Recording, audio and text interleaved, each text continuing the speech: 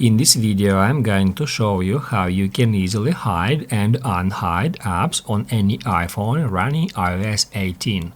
Be sure to watch the video to the very end so you don't make any mistakes. Let's get started, guys, and let's say I want to hide this app from my home screen. In this case, we just need to long press at this app. After that, select Remove App, and then here just tap at Remove from Home Screen.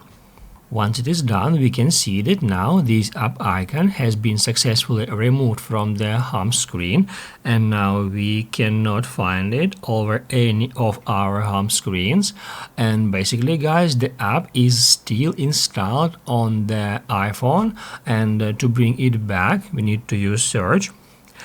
To open up search, just swipe down from the top of the screen. That will bring up the search, and here just search for the app.